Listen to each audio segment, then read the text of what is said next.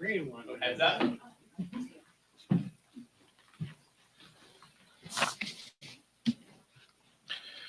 Good morning. I want to start by offering the condolences of the entire House Democratic Caucus to the family and friends of our beloved Sheila Jackson Lee, our amazing colleague whose energy and spirit will be deeply missed, particularly in moments like these. The caucus paid tribute to Sheila. We heard from a number of members and played a video. And just for all of us being in these meetings with Sheila and the passion that she brought to each and every event that she participated in just meant a lot to all of us. And so we took our time to pay tribute to her. When we talk about being a statesperson and when we talk about patriotism in the most challenging of circumstances, people who show grace and empathy, wisdom, resolve, and integrity, future generations of men and women will remember that Joseph Robinette Biden served as the beacon of hope throughout the world to ensure that we put patriotism first. President Biden personifies the governing philosophy that House Democrats have talked about for so long, putting people over politics. His decision highlights the reality that everything is on the line this election because of the threat of Donald Trump and the Trump Project 2025. The American people watched with horror as Donald Trump accepted the Republican nomination last week and laid a dark vision for America's future. More tax cuts for the wealthy while working people lose out on Social Security, Medicare, and health insurance. More bans on abortion and more families torn apart. The Trump-Vance Project 2025 threatens to undermine our democracy and jeopardizes the freedoms, safety, and retirement security of working families. House Democrats are going to fight back against this extremist handbook every step of the way. Vice Chair Ted Lieu. Thank you, Chairman Aguilar.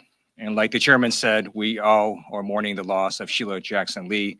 I had the particular honor of serving with her on the House Judiciary Committee. We went through 2 impeachment processes, and I also had the distinct honor of serving on the Crime Subcommittee last term when she was chair.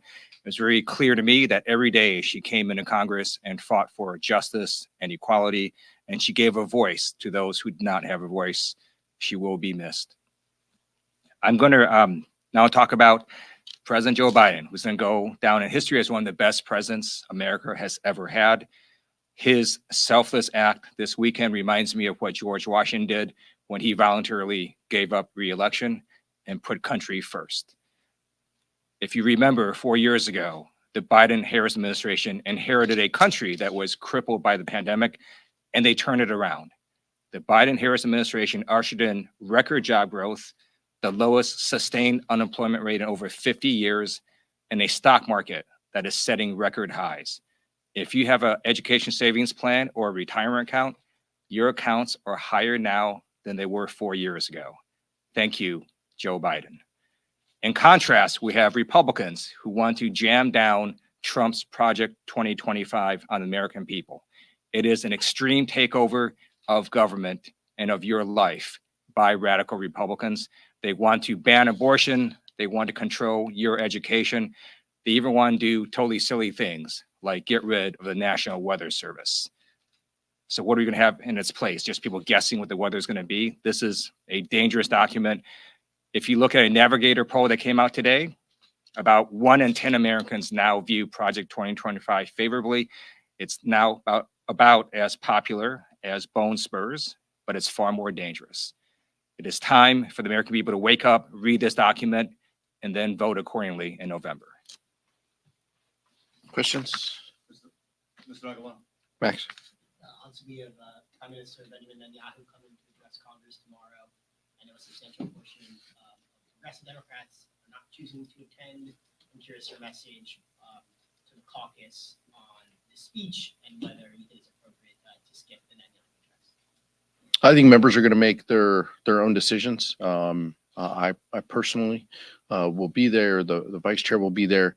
I feel when world leaders come to the People's Chamber, it's important that we hear their perspective. Israel is our closest ally. I'm looking forward to the Prime Minister's address, even if I disagree with some policies that the government is putting forward at times. That's part of our democratic process. But members are going to make their own decisions, and we've just been encouraging members to exercise safety and to let them know of the security posture that we're going to face tomorrow, and giving them the guidance that the Sergeant at Arms has been sending out as well. The head of Secret Service just resigned. Can you speak on the bipartisan efforts to, I guess, have the Secret Service acknowledge what went wrong there? I think members on both sides of the aisle were shocked by the events and the assassination attempt. Obviously, it's important that the Secret Service accept some responsibility. I know that there is a number of investigations that are continuing, internal and potentially external from the department itself. Members on both sides of the aisle called for her resignation, and I think that was the right decision. Go on. Thanks, Mr. Chairman. James Andrews from Sky News in the UK. If President Biden isn't fit to be a candidate, why is he fit to continue as president? President Biden's record of achievements is unparalleled. The last 3.5 years, House Democrats, Senate Democrats, and the Biden administration were able to accomplish so much to lower the costs that Americans face, to improve our economy, over 15 million jobs created. Those are the types of accomplishments that the American people know. Those are the types of things that President Biden has pledged to continue. He'll spend the next 6 months being president, and he will have our support along the way. We're partners in this progress, and I think history will show that his achievements are just absolutely unparalleled. And for those of us who have spent time with him, we're going to soak up everything we can. The knowledge, the experience, the wisdom that he brings to that office, the good judgment. Those are things that public servants of all stripes can learn and emulate, in my opinion. But are you confident Yeah, that he is fit to be president for the next 6 months? You know how you have pro athletes, like a quarterback takes a team that's like 4 years ago not doing well, and then now takes them to having a winning victory and says, I'm going to retire next year. Doesn't mean that quarterback can't play this year. And if you look at the record, Joe Biden, as the chairman said, he's done amazing things for our country. But you know who is not fit? Donald Trump. He is the oldest person running for president ever.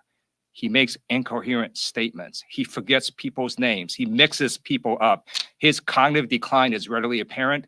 Donald Trump should pass the torch and withdraw from the race. So a quarterback who can't play with respect. I always find it interesting when the vice. I always find it interesting when the vice chair talks about football as a struggling Browns fan. I know it's incredibly difficult for him during these hard times. Mike. The House Rules Committee is going to meet later on this afternoon to prepare a resolution on the administration's border policy and condemning Kamala Harris as the quote borders are. There's also talk of the House Republican leadership bringing a bill to call on Kamala Harris to invoke the 25th Amendment. With everything going on, the BB speech, the appropriations process, what's your take on these measures being under consideration? My take is Republicans are flailing. They have no agenda that helps the American public. That is incredibly clear. They can't pass appropriations bills. They're pulling bills off of the floor. We'll see what happens with the schedule next week. But the chaos and confusion that has been the hallmark of this Congress is because of House Republicans. And so this is just a continuation of those efforts. They are clearly just flailing and trying to do anything they can to inject themselves into presidential politics and to carry water for the former president. That's all this is about, is his love and affection, and they are just stepping over themselves to try to help him. But let's be very clear that there was no border czar. Kamala Harris's role was to engage in multilateral discussions with our Latin American countries. The numbers speak for themselves on where we are with border crossings.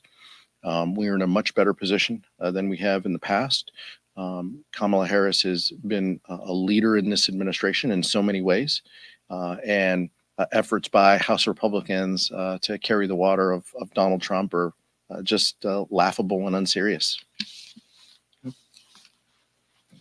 follow up on that though, the reduction in numbers of border that we see now, is that a result of those multilateral talks that she worked on with our partners in Latin America and South America, or is that because of the executive actions the president took to tighten up access to the border? I think it can be both and, but it's clear that the Latin American countries, the Northern Triangle countries, those numbers have significantly diminished. That is factual. There are many countries, many individuals from countries around the globe who find their way to declare asylum at the southern border, but the particular percentage among those Northern Triangle countries has been diminished. Those are just the facts. There's also probably several dozen members of the House Democratic Caucus at this point who have not taken the additional step of endorsing Harris as the new presidential nominee. Can you speak to how, what the thinking is within the party at this point? And is there enough of an open process for people who do not necessarily think that Harris should be the nominee? Vice President Harris will be the Democratic nominee for president. Whether people put it in a press release or not, that is going to happen. She has locked up the delegates and the support. We look forward to helping and being a partner in this process with her. I know the vice chair and I have had conversations with her. As a Californian, there's a lot of pride among us as well. We look forward to her officially securing the nomination and the next 105 days ahead. Hi there, Bo Erickson with Reuters. On the bipartisan task force announced today on the Secret Service, can you give a timeline at all about when members will be appointed and when the public should see those recommendations? I believe that to answer the second part of the question, I believe the resolution or the document we vote on will talk about a date, but I'd refer you to that document in the Speaker's office and the Leader's office as to the timing of the appointments. Go ahead. Thank you, Mr. Chair. The president will address the nation tomorrow in the Oval Office kind of about the path forward. What do you want to hear from him? And also, since both of you are members of the California delegation, can you speak specifically to the role that the Speaker Emerita played in this process, in this transition between the president and vice president, and whether or not that was a factor in how this all ultimately played out? I can't speak to that. I'm not privy to those conversations, but I can tell you that as Californians, we have immense pride in the vice president. Many of us have supported her, if not all of us have supported her candidacy and her stepping forward. We look forward to working with her over the next 100 days. This is going to be a sprint. What we want to see the president, look, the president's patriotism is unmatched, as the vice chair mentioned, and as I mentioned at the top. I expect that the president will talk about the work that we have done together, but how this is unfinished. We still are working to lower costs that Americans have. We still have things that we need to accomplish in childcare and in housing, things looking forward in the next few years. But within this next 6 months of the administration, there's a lot of work to do. And the president is going to do that hard work. And all of us are going to play a role in that. We're also going to do some politics outside of this building. But the work that remains is what's going to focus Joe Biden. And it's going to build on the legacy that he has put forward over the last 3.5 years. And we're all looking forward to that. I don't have any knowledge of Speaker Pelosi's talks with the president or his advisors. On President Biden's address tomorrow, I believe he'll remind America what it was like 4 years ago, where there were bread lines.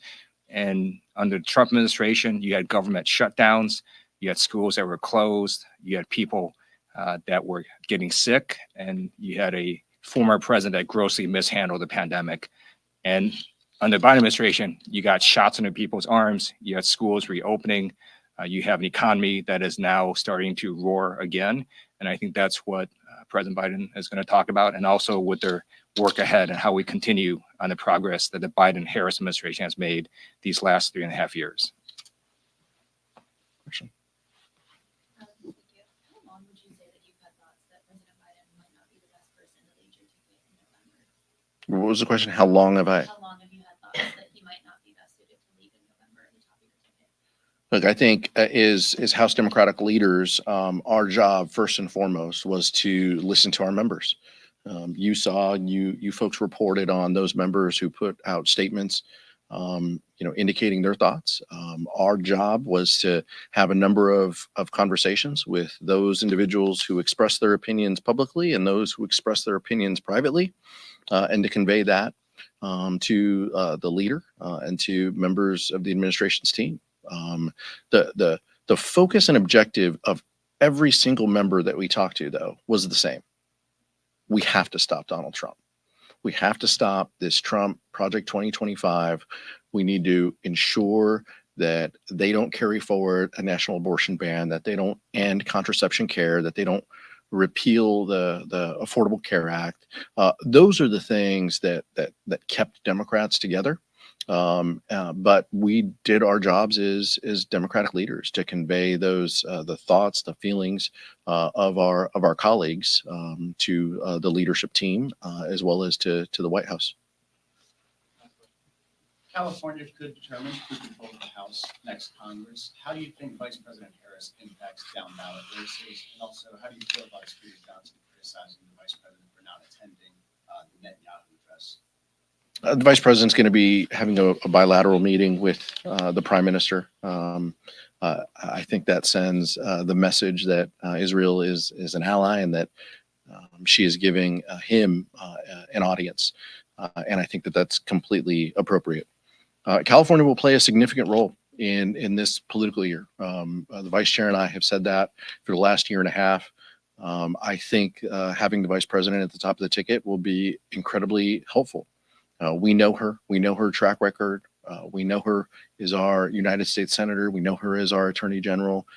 We know the tough-minded prosecutor that she is, that she's going to prosecute the case against Donald Trump, and she's going to remind Californians what's at stake. And Donald Trump's favorability rating is pretty low in California.